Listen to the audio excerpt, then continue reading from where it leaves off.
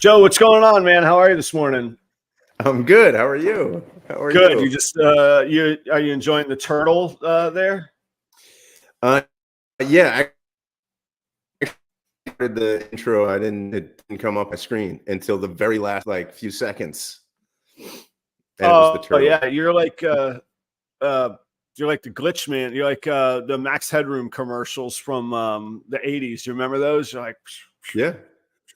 Really? Oh no. Yeah, I think you're back on now. I think you're good. I think it was just then. There was just a little disturbance in the force. Okay. All right. Cool. Happy Wednesday. This is odd. It feels weird, right? Yeah. I don't know. Yeah. I just did that thing where I ask right after. I make a statement and then I ask right at the end of it. Yeah. I do that too. I do that too, but I didn't recognize that it was a problem until you pointed it out. So. It's not necessarily a problem. I don't like sometimes, like if it's an obvious thing when I'm like, that's a beautiful sunrise, right? Yeah, that's great. But if it's like actually something that's worth discussing, like I've just asked somebody how they feel, and then I'm like, it's weird, right? I'm like, well, why don't you let them tell you how you feel, Adam? Yeah. Is that something? Did somebody tell you that? Like, oh, I don't like it when you say right after that. Or did you hear that? Or I've had an experience with it, and it actually was like so it's sort of it was a working mentorship relationship, but it was okay. We didn't get a chance to choose who our mentor was going to be. This was a board initiative at a property I worked for before. And I worked with actually, he was a fantastic mentor and really insightful guy. But and it was like a social tick that he had. Like every sentence was right. And it was this like position of power because he's supposed to be a mentor, but he's a board member. So now I've become his tool for reaching his own personal initiatives when it came to the business side. And I never knew if he was saying things in a benevolent way or in an imposing way.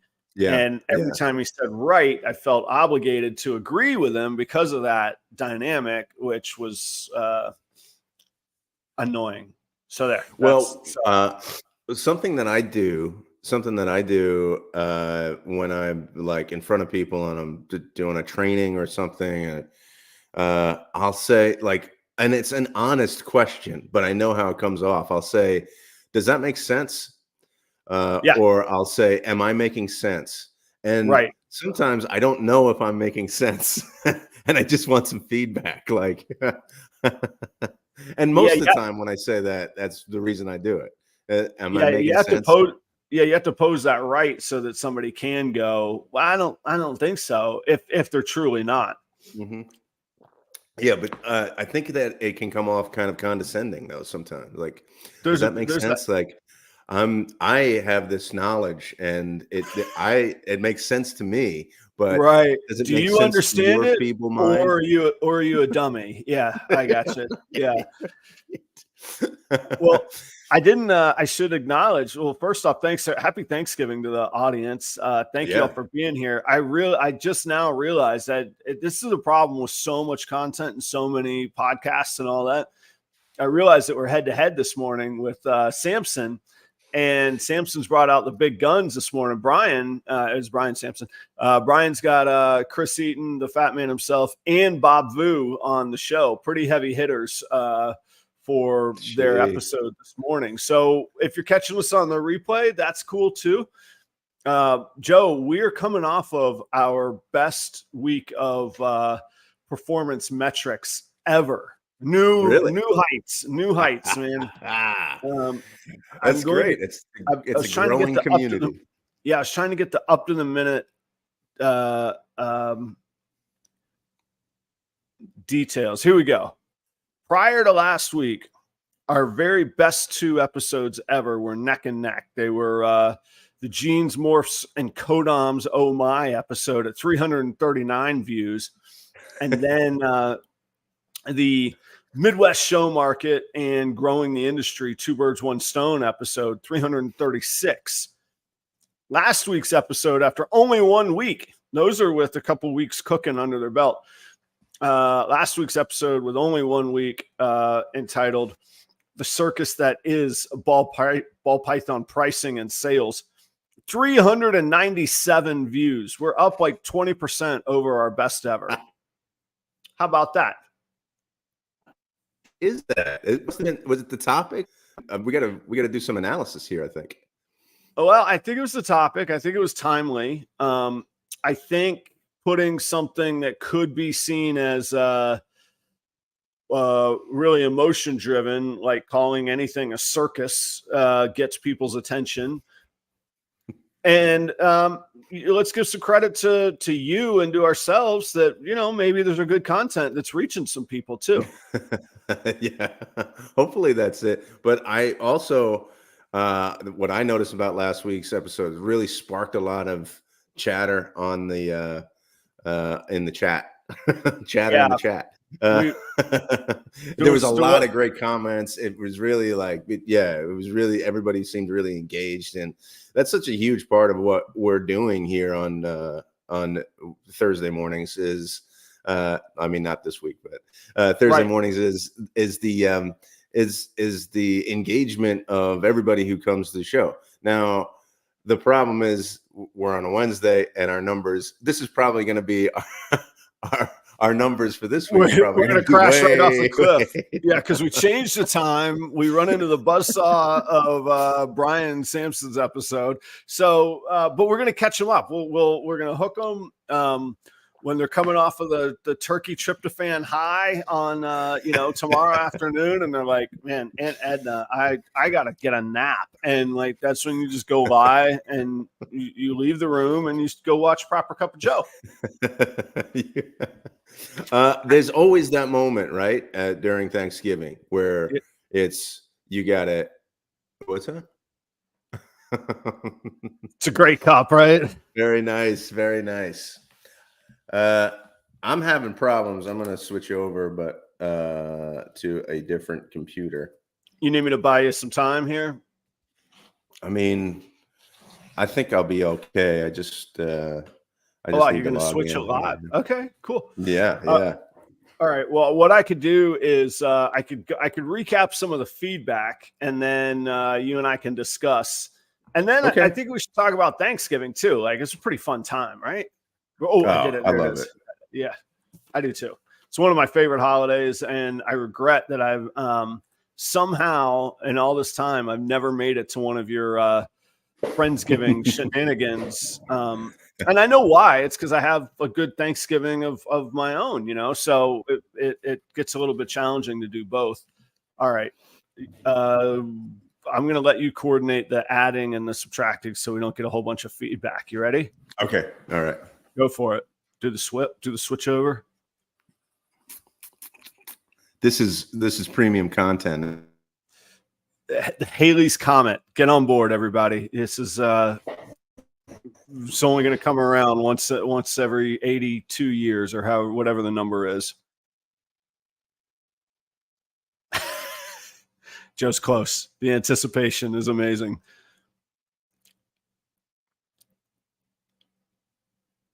We have no audio, brother. Have you done the switch? You haven't done the switch. It's a slow start this morning, guys. We're on the runway. Like we're doing the cross check. They're getting the doors and they're like, little tire pressure issue, folks. We'll be there in just a moment. It's your captain speaking. Yeah. And Joe's gone. I see him, but he's gone. Yeah, he's moving. There we go. There's life there. Okay. So we got, all kinds of feedback. It was great. The comments, the interaction was fantastic.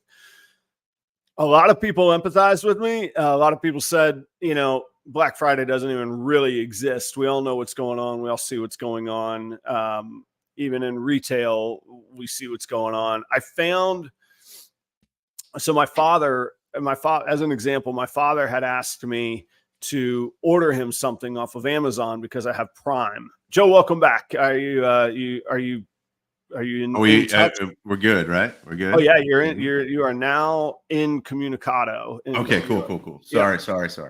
You're good, man. So one of the comments was basically like, well, Black Friday doesn't even really exist. Everybody raises prices, even in retail. It's all BS was basically the feedback. And I ran into this this time of year as well. My father doesn't have Amazon Prime. He would not ever subscribe to such a thing. However, his good, handsome son does, and he's very, very happy to ask me to ship him stuff using my Amazon Prime so that he can keep up his defiance of the man, but still benefit from it all, right?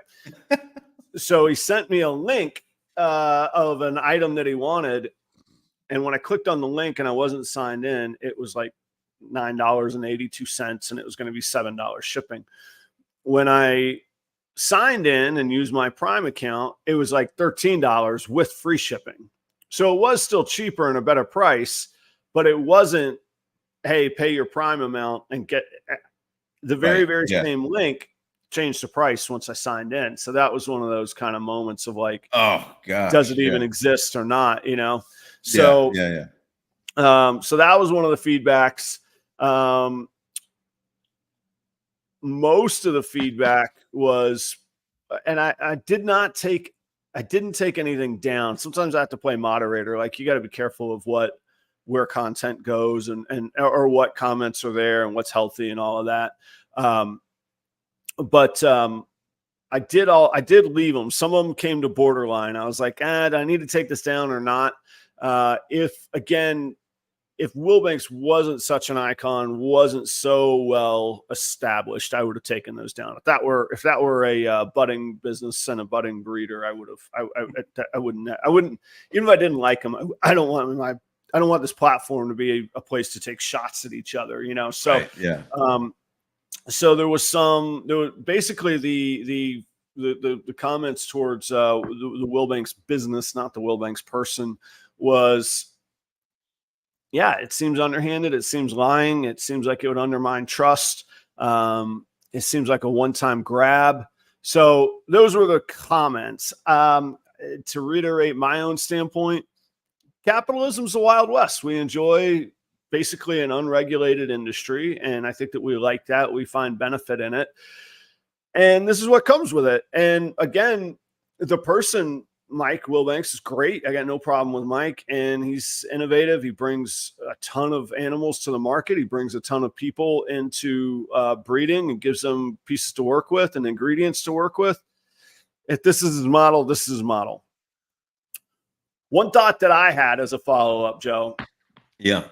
There's a book by a guy, a leader that I used to, I really enjoy from a leadership standpoint, called Drive, and it's by an author named Daniel Pink. I always remember his name because of that Usual Suspects movie. You know, we got Mr. Pink here. Daniel Pink is his name. And if you want the short version, there's like an 11-minute TED talk about this. But it's called Drive, and it's about what motivates people. And he argues that the old carrot and the stick is a dumb way to try and motivate people. So in this case, the carrot being the 50% off sale. Mm-hmm. Daniel Pink's argument is, why would anybody come back at full retail? If what you do are these games and these, what I'm calling games, pricing games, double your prices, market 50% off, voila, call it a sale. Is anybody ever going to trust you at retail if that's what you do? I'm paraphrasing what I think Daniel Pink would say. I'm using his mindset. But I always thought about that in restaurants, and I always thought about it on how I motivated my teams too. The if-then transactional has a place. It works really well in like sales commissions and whatnot. If you do this, you will get extra this. And then they focus only on that, and that's all that they ever do. If I run sales or prizes for servers on a shift, and I say, guys, whoever sells the most filet mignons tonight gets $100 bottle of wine. They go sell their butts off on the filet mignon. What about tomorrow when I tell them, hey guys, the fillets, they're going great. We really need to move these. Yeah. Where's my wine? I don't want to do it today. Right. Yeah. Yeah. So Daniel Pink would advocate, you got to get them on board. Let them taste the filet mignon. Let them become raving fans themselves of the filet mignon. Let them be surprised that you care enough to say, hey guys, here's something you may not ever in your normal daily life spend the money to go afford. I'm going to bring it to you. I want you all to love this, and I want you to share this experience with your tables. Let's sell it that way. Okay. All right. So that's it. Does that work? And how does it work? So in your experience, that works. Yeah, I always motivated my team with the why and the vision. I'm not saying it was perfect, and I'm not writing any books about it. I'm not known for my my fame as I was good at what I did, but I gained no fame in the industry. But yes, the endless what are we going to do today to drive sales, guys? Okay, I'll give another, you go down this hole where when you go to people, hey, remember when you came on for this job? What if we just do that today really, really well? Like that needs to be what we do. Yeah. Or, what's the sports analogy? The guy shouldn't have, oh, nice job to your birds, by the way, this week, man. What a game. Gosh, that's great. Yeah, but the guy at the end on the Chiefs, he should have caught that ball. Yeah. Yeah. He had one job, right? He didn't need a bonus to catch that ball. He shouldn't need extra incentive. He has 6 million reasons a year to catch that ball that he's already been given, right? Yeah, so in that mindset, that's what I'm thinking. How that equates to all these sales. So, yeah. If I'm only motivated by the sale, I would rather somebody be motivated by the brand, the vision, the certainness of the care. I want them to be motivated by Adam, not the sale. So that was my question. How does it translate to your business? How does it translate to the business of breeding, selling ball pythons? Well, I hope it translates in the way that we just said. I'm fully self-aware. There's very few animals that I can offer you that you can't get anywhere else. So that scarcity angle, that FOMO, that fear of missing out, that's gone. I don't have that. How do I make that up? Well, hopefully they're made in a very healthy place rather than a dungeon. This is a good, healthy place and I portray that. Maybe people appreciate all the extra work that we put in doing the show and the content. But hopefully there's a trust that builds with it. Hey, Adam cares about his animals. Hey, he's done this show for 2 years. If I got an issue, I know where to find Adam, and he's probably going to have to come through because he cares about his brand. Maybe that's worth an extra $10, or just choosing him over the next guy. Mm-hmm. So that's always been my angle. Show the work, show the passion, show the why behind it, rather than a race to the bottom on pricing. I mean, because once you start that, I don't know how you retract from. I mean, you can retract from that. It just takes a very long time. Like as the consumer, so you're talking about how to motivate your team to sell, right? In the restaurant industry. But as a consumer, so one of the terrible things that I waste money on is food delivery. So is food delivery. Oh, so okay. Uber Eats. It's just so easy and awesome, and it's just great. But your Amazon thing, yes, sometimes there's, there's zero delivery fee, but the prices of the food they're much higher on those sites than going directly to the restaurant. So that's number one. Number two is there's all of those deals, like buy one, get one free, deals. And they're constant on the same items over and over. Yeah. But if I go, there's this place, Little Greek, that has these chicken pitas. I love them. They're great. They're buy one, get one free, which is fantastic. Chelsea and I can get them. But I'm not getting a chicken pita if that buy one, get one free goes away. Say it. That's it. That is it. That is my whole point for the last 2 weeks of my ranting and raving. That is it. Why would Little Greek do that to themselves, right? Yeah, right. And it's particularly when I'm going to one of those sites, I go, wait, I can go buy one, get one free someplace else too. So I'm done with Little Greek if there's not a buy one, get one. Well, okay, but there's the flip side you just said. If you don't see the buy one, get one, you're not even looking. Is that the thing? Like they better be running something or you're not buying at all. Like then that goes back to the Wilbanks point. Well, I go,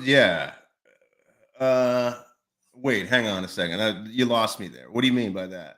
If I'm not, I'm not going to buy anything from Little Greek probably if there's not a BOGO. Okay, so that's the one thing that proves that proves my point. So Little Greek off. Then you go to Little Italy. What if Little Italy isn't running any specials? And they don't normally, but if they're not running any specials, do you go? My mind is open to buying from Little Italy. Oh, it is. Okay. So you've been Yes. conditioned specifically by Little Greek that Right. you better get this or not. But other people, you're still have an open mind. Yeah, I see what you're saying. Yes. Okay. Yeah, I'm so still open. That's all right. So there's the proof, not the proof. There is some evidence to support my argument. There's the proof. One shred of evidence from one person. Proven, done, goodbye. We're out. And that's all it takes. Just me saying it. That's, I do put a lot of faith in what you say, though. I mean, that I would, of anybody I would believe on the first take, I would. That's your biggest downfall. That's your hook, line, and sinker, right? Right to the bottom, baby. Here we go. You'd be much farther along if you didn't listen to me. I've been doing all right. No, I used to very passionately fight when I wasn't the top decision maker. So I was the number 2 guy in my department at the PGA Tour. And believe it or not, our department in the restaurant part of it was open to the public at TPC Sawgrass, the flagship of the PGA Tour. And they said, hey, there's this hot thing out there in the market. It's this Groupon. Let's put a Groupon out. And I was like, no, for all the reasons we're talking about, this is a bad idea. And they're like, no. It's going to expose a lot of people to our product. They're going to have a great time. They're going to come back. They're going to love it. They're going to be hooked. We ran a one-night big event Groupon. We got our asses so thoroughly, hardly kicked. It was unbelievable. And I even remember the vice president of food and beverage. The thing of working at the flagship is you get all the executives there. So the PGA Tour offices were there, and then there's the flagship club, TPC Sawgrass. So this went all the way to the vice president of food and beverage. It's a huge success. Look at it, the place is packed, guys. I told you this is how this is going to be. This is amazing. Blah blah blah. None of those customers came back.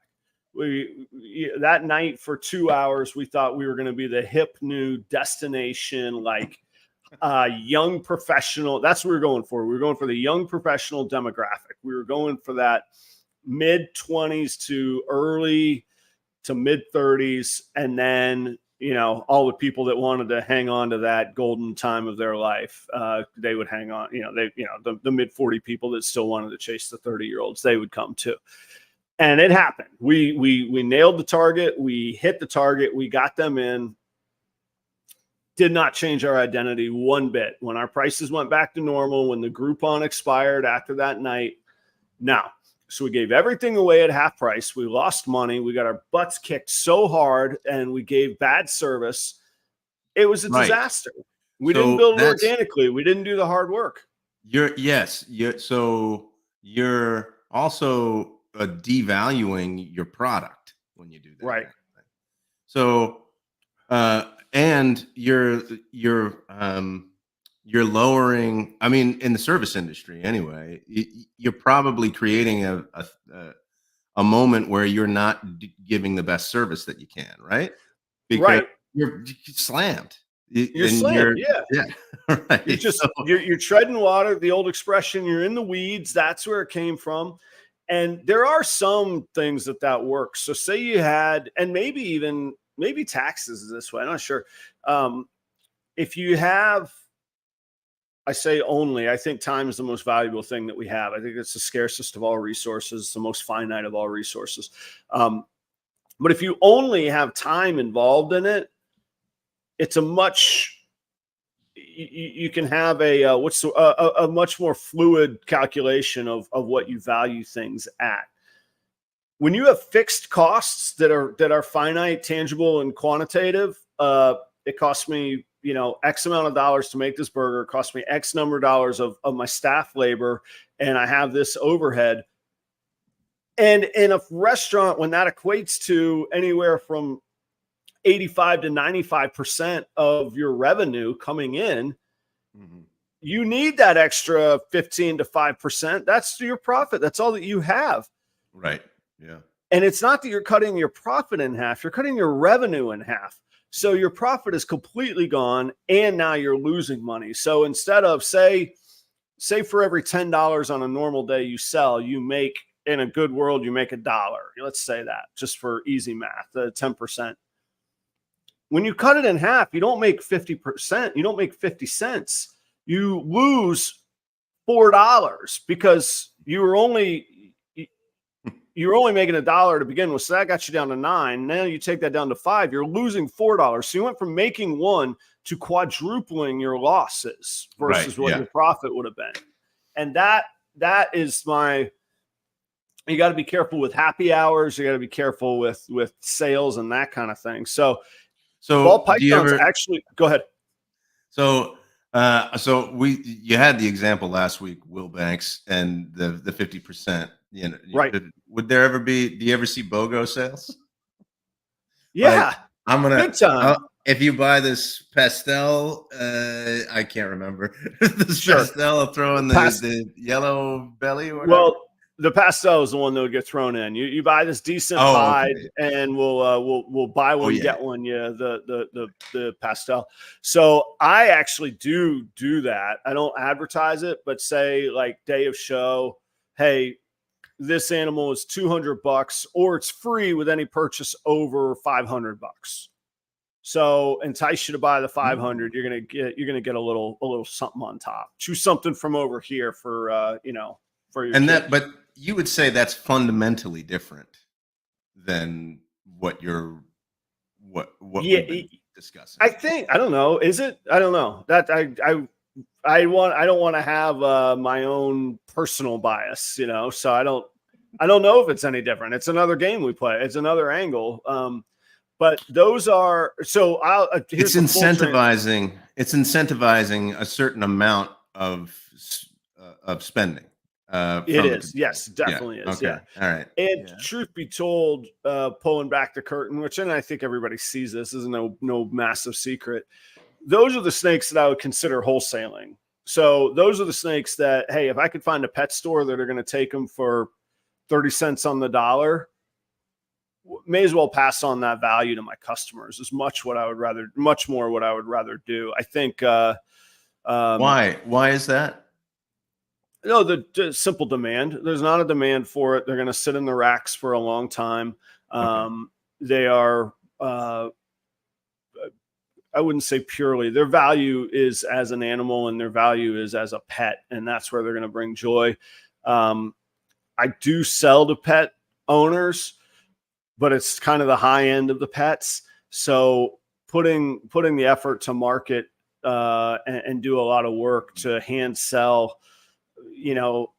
A pastel is not a good example. A male pastel, you're going to get, $50 for, or something like that. But for something at that 150 to 200 range, I'd rather incentivize the $600 sale and get the bulk, get 2 of them out the door for $600 than put all the effort into trying to move one for 150. It's just not going to go very well. There's a sort of a funny joke that's a little bit cruel in our and not so much my circle, but a circle that I overlap with sometimes on the Venn diagram, that they call that bird food. If you were to have a pet raptor, that's might be what it goes to. Other people would refer to it as cobra food. Cobras eat snakes. You gotta feed your cobra if you have one. That might be cobra food. So hopefully, I like to think of it going to a 7-year-old that becomes a future breeder, and they fall in love with the industry that way. So this is kind of something that I don't think that we've ever talked about, because it seems to be a revelation that's happening in my mind. Okay. Those can be good or bad, but I like the honest feeling. All right, let's I think it's just going to come off. revelation. It's just going to come off as dumb. Oh. but so when you're selling to somebody, the people that you're selling to, you're looking for people who are breeders, not pet owners, and you make that distinction. Those are my perfect customers. Yeah, I do Okay. sell to pet owners. The show this weekend, I had a good show. I would say maybe all of them, 60-70% at least were going to be pets for the people. Now, some of them were people that had graduated. They weren't kids, they're adults, they're making good money and that kind of thing, and they bought themselves a $300-400 pet. That's cool. Okay. And there was a couple people that bought, hey, I could use that gene, that's a good entry gene, that's a good entry price for me. So the breeders are the ones that we get the biggest return business on. The pet owners, they might only have one snake. They might only have one or two snakes in their lives, like a normal sane person. The breeders are the ones that are going to have this stack behind them in 2 years, and hopefully I get a big chunk of that trust, and I get to fill that rack for them. I see. So, making this equivalent, making this analogy, like for an accounting firm, which is what I work for. Okay, so we'll do individual taxes. Everybody has to do it. We'll do individual taxes, but our perfect customer is a business owner, because you do the business return, and then they'll go, yeah, go ahead and do my individual return. And then they got to do, when they hire people, they got to do payroll, and they got to keep their books. So when it comes time to get an accountant for those things, they go, I'll just have the person who does my business. We're already in house. Yeah, that's the perfect. That is and then they're on board with us for years and years. That's right. The equivalent in the ball python world is the breeder. That's your perfect customer. And Keith at Creative Genetics, who is a sponsor on the Tuesday night show, so I'm always happy to share his insight. Antoine's another guy in the industry that we all know. Give the snakes to the kids in the neighborhood, then their parents got to buy rats from you all year long, kind of thing. And that's an angle that I'm working very diligently on. I've made huge, and I say huge, it's becoming huge. I've made huge investments in the rodent operation up here just for part of that reason, so that you get a bit of that snowball customer. If I could sell, I don't know what kind of reputation you're going to have if you're giving snakes to the kids in the neighborhood, though. So just be careful. Do you remember you grew up in the same era that I did? You know what? I don't even know how old you are, Joe. I don't know your age, but I think we're similar, analogous time frame here. Yet, did you ever have the school, the whole Say No to Drugs campaign? Of course, we all grew up in that era. But there were the videos of the guy. The guy was going to give you heroin. The first one's free, just so you'll come back. Like, I don't have much experience in the underground world of heroin and cocaine or whatever. I don't envision that the 8-year-old on the playground was who they were handing out the first freebie to. But that was the big scary. I mean, that was as scary as quicksand in cartoons. I really thought quicksand was going to be a bigger problem in life than it ever turned out to be. Right. Speaking of age, people think I'm a lot older than I actually am. That's what I've come to realize. Yeah. And recently there's been a few exchanges where people are shocked when I tell them my age. Do you want to think I'm much older than that? Should we run like an over under for the audience? All right, guys. What's the over under on Joe? I actually truly don't know. I would venture to bet. I'm not going to say what I would venture to bet. I will in a minute. But if you guys want to throw out some numbers, now Pedro. Well, not only do you look young and healthy, Pedro has promoted you to doctor, which is pretty good, man. Pretty good. There's already a doctor in Joe's house, so I don't know if there's room for two. We'll have to see. If there are, it'll be the kids, though, right? She would be upset if I jumped some credentials and. Oh, okay, all right. So doctor. We got the power structure there that needs to be adhered to. All right, I like this. 36. All right. Oh yeah, you come off as older and wiser, Joe. That's better than young and dumb. That's for sure. No, you guys are real good, really good. All right, Joe, I'm going to take the shot at, I'm going to put you at 44. I think you got one more year of life experience on me is what I think. I'm going to put it at 44. Where are you at?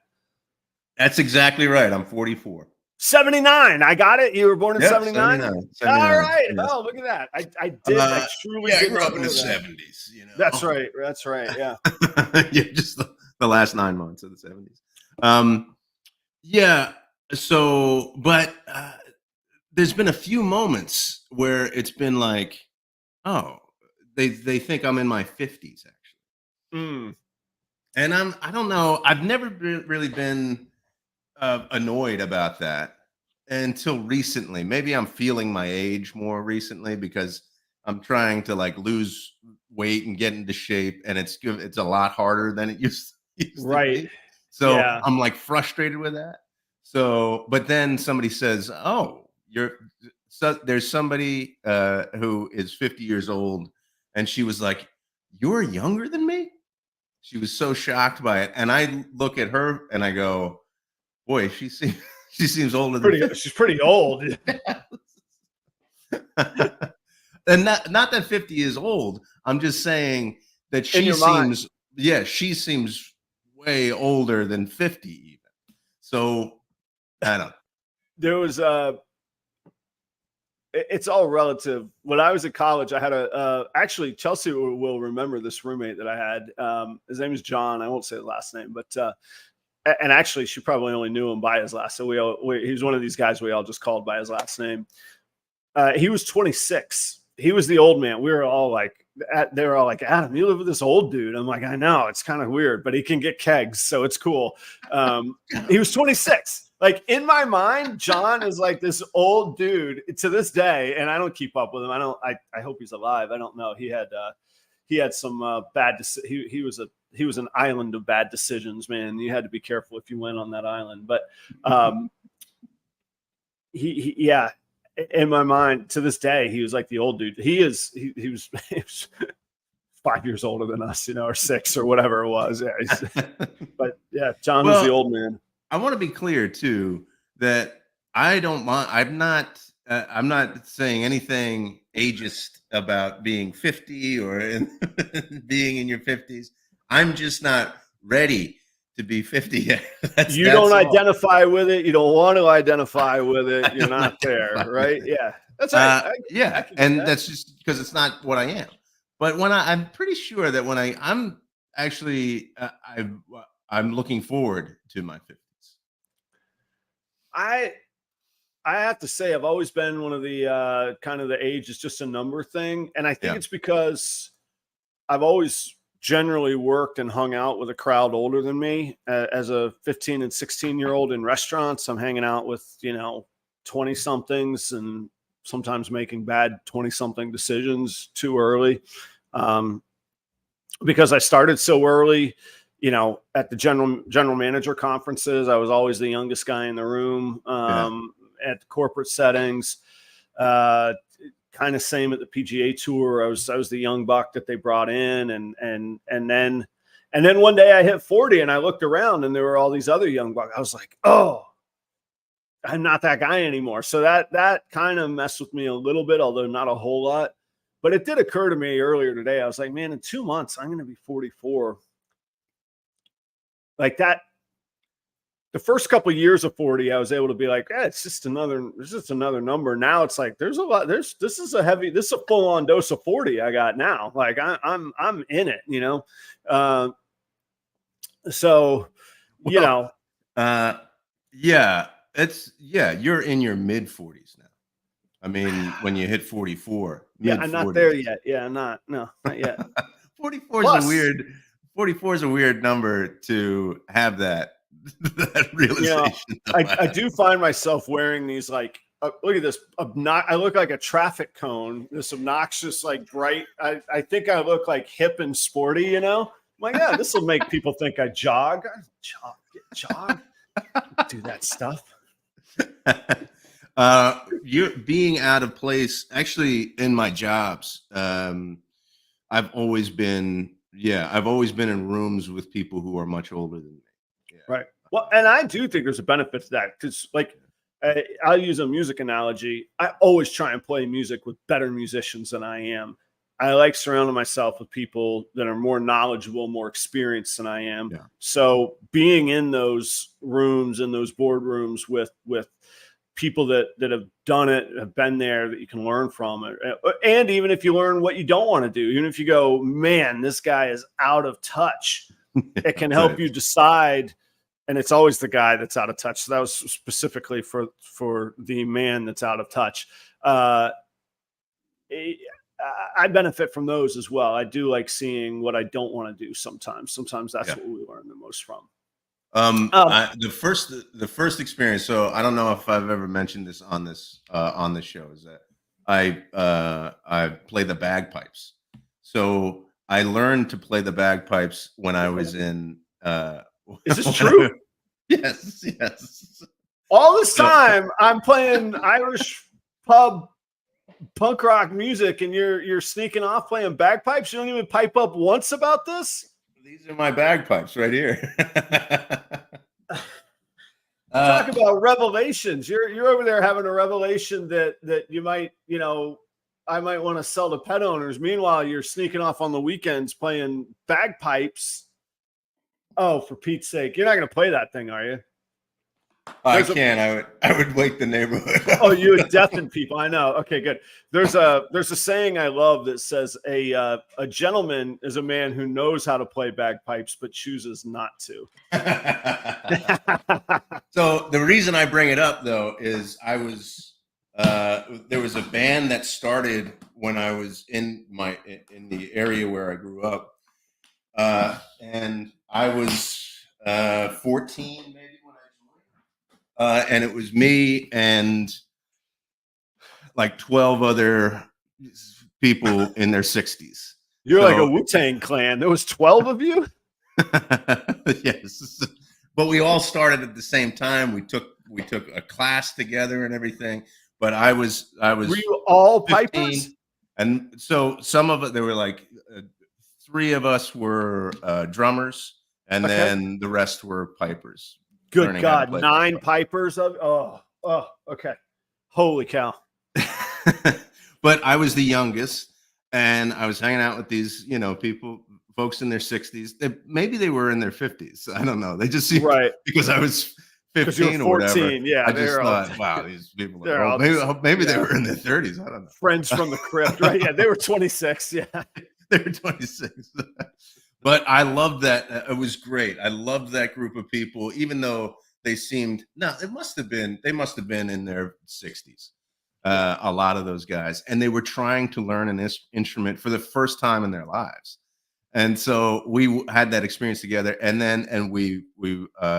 at 14, 15, we'd meet at this inn that had a pub attached to it. So at 14, 15, I would go to the lesson, and I'd go over with these guys to the pub and hang out with them. I didn't drink, but I would hang out in the pub. That was like pub life started early for me. So I was playing. I was in a pub downtown Jacksonville called the Stout Snug, and it's a big pub. It's a good pub, and the owner is great. He spends a lot of money to bring acts in, and he gave me a stage often. And so I had moved to North Carolina, and I was doing a winter tour. I'd stopped at your place at one of the times, and I don't remember if this was before or after, but so I hadn't been in Jacksonville in about a year, and I hadn't performed there. So a lot of friends were there. It was a good night, a good turnout, home crowd kind of thing. I'm playing, and my brother-in-law, Steve, is playing with me as well. It's a 2-man show. We're out on tour.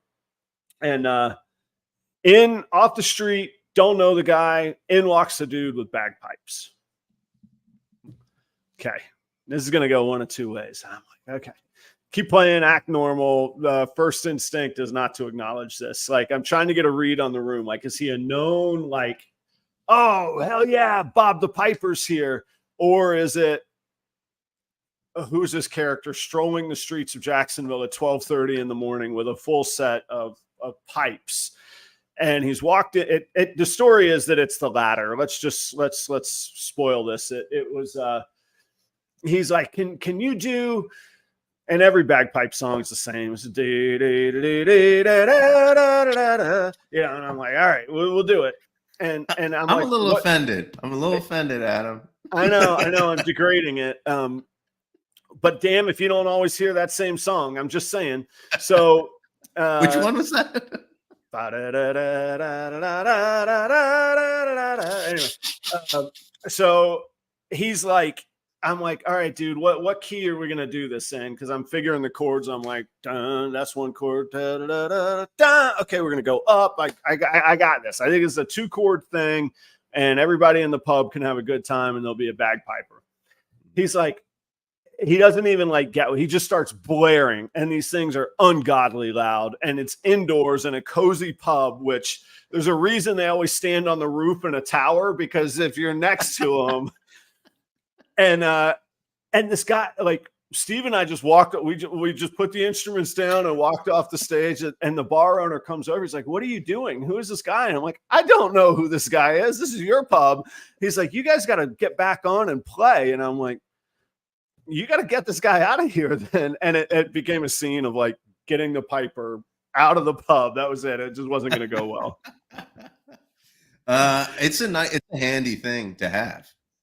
Because yeah, like when I lived in Chicago, I could I could go to it was St. Patty's Day or whatever. I could go into a bar and everybody would welcome me, and maybe not the people who were playing the instruments. Well, but and then you'd pass a hat around, you could make a few $100. Right? Yeah, well, and that I am totally down with that. You got to be the guy that can deliver. If that guy had been like, hey, I know it's kind of crazy, but I think you guys are great. You mind if I sit in, or can we, what's a couple tunes I could be? And then if I were like, well, hey, let's do this thing in E minor. Is that cool? And they'd be like, all right, good. I got it. And then you follow the plan. The guy was just rambunctious. You don't want a rambunctious bagpipe player. That's the moral of my story. You need a collaborative piper, not a rambunctious piper. Well, the other thing too is bagpiping taught me the value of your time. Because I had a lot of. I can't believe you play bagpipes. How did I not know any of this? I'm so disappointed. I moved 2,000 miles away, and you unveil this. And this is important because we've talked about on the show. We've talked about putting value to the time that you have. Yes. And a lot of times, like my friends, they'd work at a restaurant or something, and they'd make some money, but I could be hired to do a funeral or a wedding, which is basically a half hour of work, and walk away with $300, $400. Right. Like, and so that I was like, okay, how do I work smarter? How do I work smarter? Do you still do this? Do you, like, Tampa's got a good pub scene. Like, you could go down to Ybor and just blare it out one night. I don't. It's always in the back of my mind that I can do it. But it is funny. It's funny. I want the Joe cam. You need like a GoPro Live where you're just. I'm playing the air pipes. I don't even know how to play the air pipe. Look at me. I don't know. It's up here, I guess. Yeah, you're pumping hard. I don't know. You always do the thing with your cheek. One time. So I was living in Virginia, and there's this, and we would go into West Virginia to hike these ridges and stuff like that. Sure. Really beautiful. I strapped my bagpipes onto my back and hiked it up this mountain. And then I got at the highest point of this mountain, and I played my pipes. And it was so surreal and incredible and so cool. This is a gem of a nugget, man. I'm blown away. I truly had no idea, and I absolutely can't understand how this didn't come up. Do you know? Hey Joe, here's a music joke for you. You know what perfect pitch is? I've heard of it. Yeah, I don't have it. Well, one definition is when you throw the bagpipes and they hit squarely in the bottom of the trash can. That's perfect pitch. See there? See what I did there? I can't believe that you go into Irish pubs often and play your music and everything, and now you're blasting hatred for the bagpipes. I can't believe it. Bagpipers are the new bass players. Like they earn bass players a pass in the band. Usually the bass players are the whipping boys in the band. Because without fail, they are either the coolest or the least cool person that you've ever met. Think about Flea. He's either the most cool person or the least cool person you've ever known in your life. That's every bass player, and most of them fall on the not cool side. I think I know why I didn't tell you that I played the bagpipes. Because I'm going to treat you this way. So you're asking me how you didn't know this. You're like, yeah, a little self-preservation, you jerk. No, we've gotten way off track here. I know this is what has happened. How did we get here? I don't know what snakes would do to a bagpiper. No, look. It's interesting though. The other thing too is that I lived in an apartment with my mom when I was learning how to play the bagpipes. So I'd have to go out and I'd find I'd go out on the deck. You can't really play them inside. You go out on the deck to practice. And so we had like a little porch on our second story apartment. And then our next door neighbor had a potbelly pig that when I went out, damn circus in the neighborhood. When I went out, I would play the pipes and they'd let the potbelly pig out, and the pig would squeal and squeal and run every time I played. The Piper and the Pig. There's the new podcast right there. The Piper and the Pig. I can name the pub that actually. That could be the new. That's a great pub name. It is a good Piper pub and the Pig, right? I used to have. There was a time in my life where I was like, you know what? By the time I'm 40, I'm going to own a pub, and I don't have that aspiration anymore because I know what it takes, and I know I'd have to be there to 2 a.m. every night, and I'd probably be playing in the pub as well, and blah blah blah. But there was a little time in my life where snakes and my pub aspirations overlapped, and I don't know why I like pubs with like the something and the something. So like the Rose and the Crown, that's a famous pub up in Canada. The Crow and the Quill. The Crow and the Quill. That was a great stop from what I recollect of that evening. We had a good time there, I'm told. And so there's two morphs in ball pythons called Ghost and Clown, and I always thought a pub called the Ghost and the Clown would be pretty cool, especially if there was the Clown. Yeah, if there was some serpents in the imagery of the pub, yeah. We got way off track here. I know. Well, look, that's okay. We don't have to go all the way back. It's okay. This is how the show goes. Joe, let's take a hard left though. Tell me about your Thanksgiving traditions. I think it's I think it's important to. It's an important holiday to me, and I learn a lot from people sharing their traditions on holidays. So whether it's the tradition now or what it used to be or special memories, what do you do on Thanksgiving if it's special to you? Maybe it's not. Maybe you're just like, yeah, dude, this is it. I'm going to go play bagpipes now. I don't know. Maybe that's. I was just talking with another friend of mine about traditions, and his son has like an assignment where they have to go in and write about and present like their family traditions.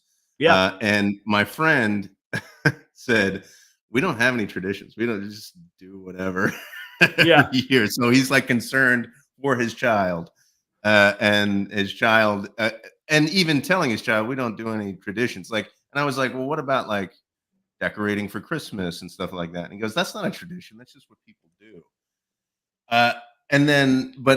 So there was this discussion about what then a tradition is. Okay. But my traditions for Thanksgiving, when you're a kid, your parents split up or whatever. It kind of goes. it kind of like, oh, what's going to happen? What my family did was I was with my dad on Thanksgiving and my mom for Christmas. Okay. So, uh, so Thanksgiving when I was a kid, my dad wasn't going to make a turkey and do all of that. We would Right. go to a restaurant for Thanksgiving every year until my dad met somebody, married her, and then we started to have like gatherings for Thanksgiving. The tradition that it became though when I got to be 21 and in my 20s was the night before Thanksgiving Eve. We'd come in from wherever we were living. We'd meet up with friends. My brother and sister would come into town, and we'd go and we'd paint the town on the Wednesday. Sure. So Which yeah, a lot of and people do. Yeah, that's a fun yes, night. Yeah. so it was, and we'd always do, you know, a shot together and stuff like that, and then we'd call our parents to come and pick us up. Oh, cool. All right, that's responsible though, because I mean that was It is. pre-Uber days. You couldn't just dial up a cab in those days, right? Right, and my mom even got to the point where she was like, "Yeah, it's a tradition. I gotta stay up late and wait for you to call me," and and so she'd come in, like, this big van, pick us up, also maybe pick up a few other people that needed rides, drive Yeah. them around, and then go then go home. Now, then I got married, I stopped doing that a little bit, and then I got divorced, and then I went back and I lived in my hometown. And what that became then was we'd go out on Wednesday night. This was now I was in my 30s, and Right. but I had cooked a whole bunch of food. So at 2 a.m. when the bars closed down, I'd invite people back to my house, and we'd have like a turkey dinner Yeah. Oh, at on 2 in the Wednesday morning night. Yeah. on Okay. 2 in the morning Wednesday night. Yeah. So when I met Chelsea, we started to do different things for Thanksgiving. And for some, I can't remember how it started, but years ago, we just said, let's do a Wednesday night thing. I used to do a Wednesday night thing. Let's do a Wednesday night thing and invite friends. And Yeah. so this has grown and grown and grown. And we just kind of invite everybody who wants to come. Yep. Last year, we had like 70 people at the house. Oh, It was cool, man. kind of nuts. I don't know what it's going to be like. We never know how many people it's going to be. Sure. But what's really cool about it is we have people there that we've known, that Chelsea's known her entire life. My mom was there last year. For my such so old friends come, and then each year there's this new group of people that come too that we've met for the first time this year. So it's this wild mix of old friends and new friends getting to know each other, having fun together, and that's I think my favorite uh, thing about it Yeah. is just looking at the gathering there and realizing that life keeps giving you good stuff. Yeah. There's like joy personified. I think Yeah. that's fantastic, man. That I do regret that I've missed out of my own volition and my own good fortune. I mean, I miss those because I have my own Thanksgiving stuff going on. So they it didn't work out for me to ever go to those. But those are I was always like, that's gonna be a good party, man. I want to go to that. What do you do? Is there anything? What do you do? So similar, actually, when you first started, I was like, man, this is exactly my story. So my parents were also divorced, and my mother lived in Maine and my father lived in Florida. So this wasn't just a shuffle at them back and forth kind of thing. This was expensive for me to get from one to the other. And in those days, my parents were still pretty early in their careers, and it was expensive to fly me back and forth to, for them, it was expensive. And so what would happen is, uh, Christmas and New Year's, that stretch, they would alternate. So I do Christmas with one year, and then I do New Year's with the other, and that was kind of how we did that. But there Okay. wasn't enough money to go around to shuffle me on Thanksgiving. So primarily, I lived with my father growing up, and um, much like you were describing, the last thing my father was doing was cooking in the kitchen. Let's just get that. any imagery of that. Let's get that out of. Did he have like 3 staple meals that he would make? Like my dad had like 3. Like if I would go over to his house anytime during the year, he'd do, okay, well, we'll do spaghetti. So he'd do spaghetti, and then another time he made like he would do these hot dogs that had like a sweet sauce on it. But those were just staples that he would make, and that's everything that he ever did in the kitchen. I grew up on either TV dinners or pre-made, frozen stuff. And oh my gosh, just ham, cheese, and ramen noodles, man. That was dinner. Ham and cheese sandwich with ramen noodles. And to this day, like, I don't want a ham and cheese sandwich. It's just, I've had enough, man. So anyway, the distance that you've come from those meals to what you I think actually some of that fed into it. I was like, man, I'm going to learn how to cook. And I remember the joy that I could bring from just cooking like delicious food. And so that was special to me. But anyway, for Thanksgiving, my dad's sister, my aunt, she would have everybody over. And to this day, my dad is there at his sister's house.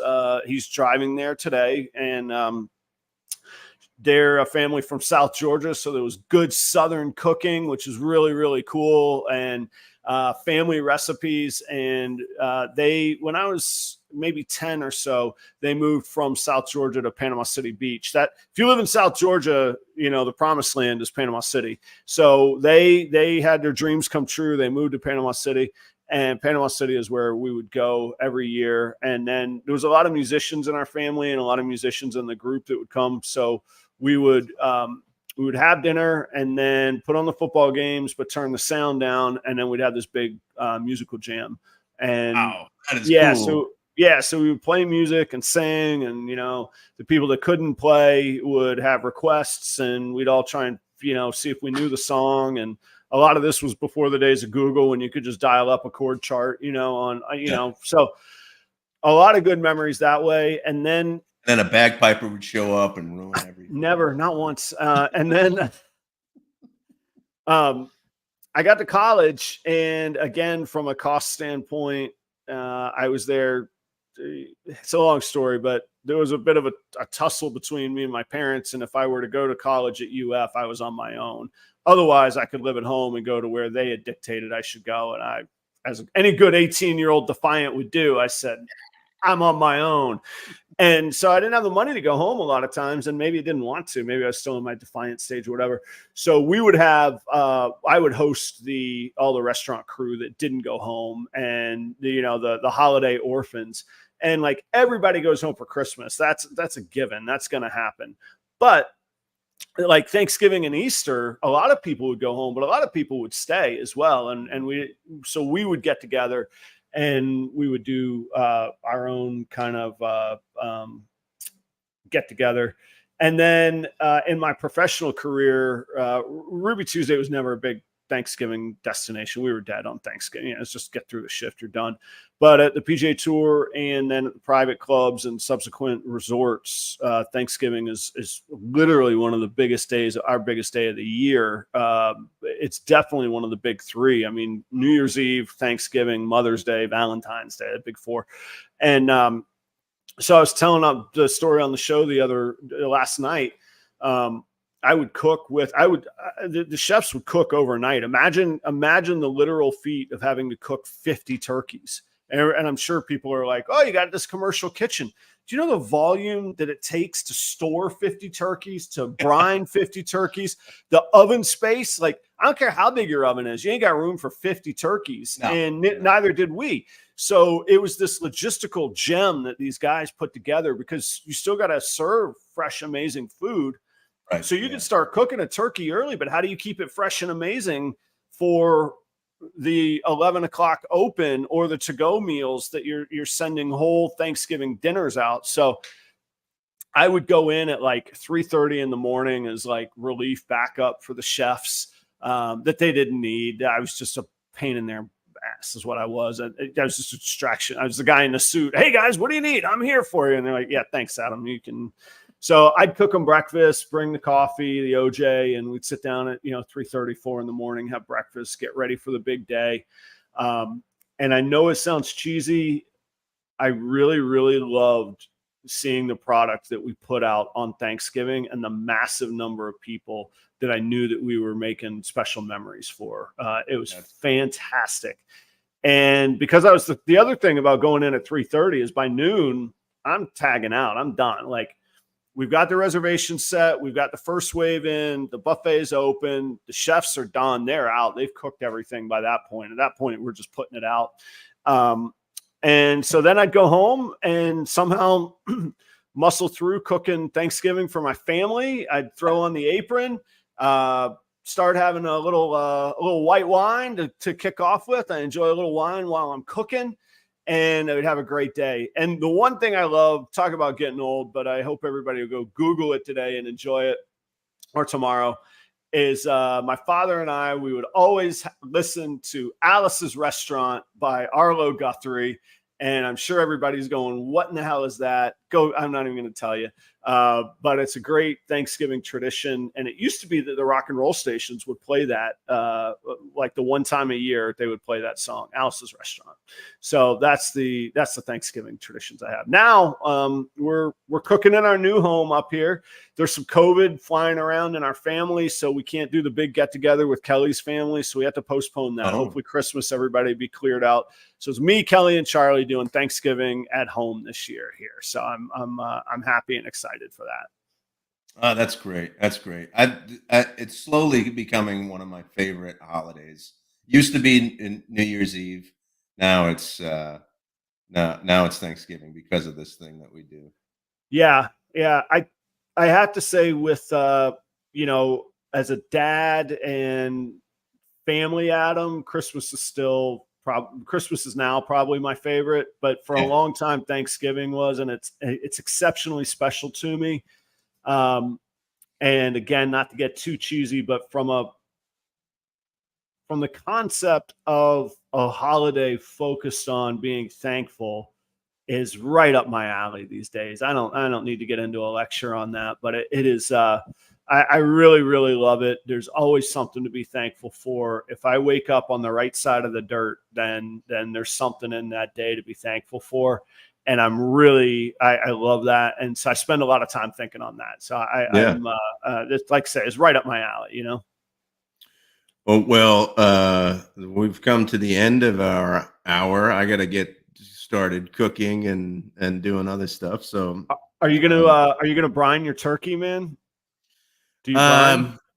It's nothing special. I put it's just oil and rosemary, stick it in. Oh, okay. Well, I was going to say the brine doesn't have to be special. The brine is actually a chemical interaction that you want to have happen. So it could be a little bit too late to brine it, especially if you're going to eat it tonight. But I recommend it if all you got to do to make a brine is do equal parts salt and sugar and submerge that bad boy in it. And maybe next year. It will make a difference. You need about 24 hours. After this, I'm going to go brine mine. The one benefit of moving to Minnesota that I never really got to enjoy in Florida is that my big bucket of turkey brine, I can just set right outside on the porch, and it's going to be plenty cold and not spoil. Because really, what do you do with a 5-gallon bucket of turkey brine? You no space in the fridge for such things. How do you keep it cold and safe? And I always had restaurants. I could take it to work and just set it in the walk-in and mark it as Adams. But now we have the enclosed porch to keep the vermin out, but it's still, let's see, current temps here. Didn't show prep, didn't have it. 25 degrees. It's going to be, oh yeah, it's going to be great brining weather. It's going to be in the porch, so it's not going to freeze, but it's going to stay in the temperature safety zone, so we don't have to worry about salmonella poisoning. And it's going to be a primo turkey that we're going to nice. I wish everybody a very, very happy Thanksgiving. Be safe, travel safe, drink safe, mentally be safe around your family. Little joke for you: if you bring up a little life hack, if you bring up politics on Thanksgiving, it's going to save you money on your Christmas gift buying. Think about it, guys. A little token from Uncle Adam for you there. Now that I'm approaching middle age, I can I'll just tack Uncle onto my name. Thanks, everybody. Have a great week. Happy Thanksgiving. We'll see you next week. Absolutely, everybody. See you soon.